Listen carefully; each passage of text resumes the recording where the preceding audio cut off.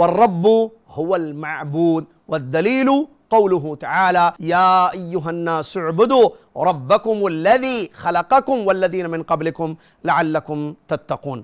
جو رب ہے وہی معبود ہے. یہ جملہ بڑا پیارا ہے, یاد رکھیے. رب ہے, کون ہے رب؟ اللہ. وہی عبادت کے لائق ہے.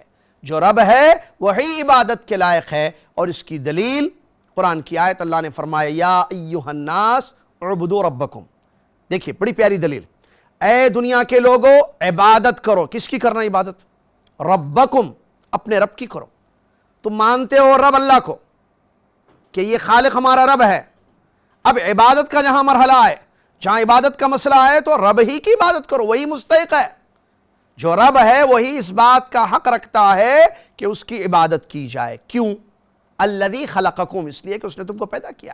عبادت کرو اپنے رب کی جس نے تم کو پیدا کیا ہے, اور صرف تم کو نہیں, تم سے پہلے تمام لوگوں کو اسی نے پیدا کیا. ابن کثیر رحمۃ اللہ علیہ بیان فرماتے ہیں آیتوں کی تفسیر میں سورہ بقرہ کی, جہاں بتایا کہ آسمان کو اللہ نے چھت کے جیسے بنا دیا. آیتیں ہیں, آسمان کو اللہ نے چھت کے جیسے بنا دیا, زمین کو اللہ نے بچھو دیا, اور زمین سے اللہ غلہ اور اناج نکال کر دیتا ہے جس میں تمہارے لیے رزق ہے. تو یہ تمام چیزیں, آسمان, زمین, چاند, سورج, تمام چیزوں کا خالق, اناج کا, غلے کا اللہ ہے. ابن کثیر رحمۃ اللہ علیہ فرماتے ہیں الخالق لهذه الاشیاء هو المستحق للعبادہ. جو تمام چیزوں کا خالق ہے, جو تمام چیزیں پیدا کرنے والا ہے, وہی مستحق ہے اس بات کا کہ اس کی عبادت کی جائے. یعنی خالق رب ہے اور رب معبود ہے. یہ بات ہوئی. تو رب کی عبادت نہیں کریں گے تو کس کی کریں گے؟ بھائی جو پیدا کیا اس سے مانگیں گے نا, اس کے سامنے جھکیں گے, اس کو سجدے کریں گے, تو رب کی عبادت کی جائے گی. یہ بات ذہن میں رکھیے.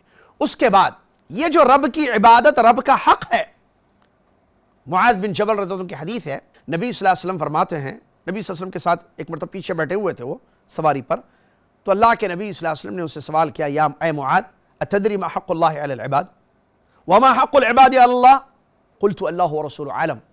معاذ بن جبل رضی اللہ عنہ سے نبی صلی اللہ علیہ وسلم نے پوچھا, اے معاذ, معاذ صحابی کا نام ہے, اے معاذ, جس کو ماز بولتے ہیں ہمارے پاس, غلط ہے وہ, معاذ, اے معاذ کیا تمہیں پتہ ہے کہ اللہ کا حق بندوں پر کیا ہے اور بندوں کا حق اللہ نے اپنے اوپر کیا رکھا ہے؟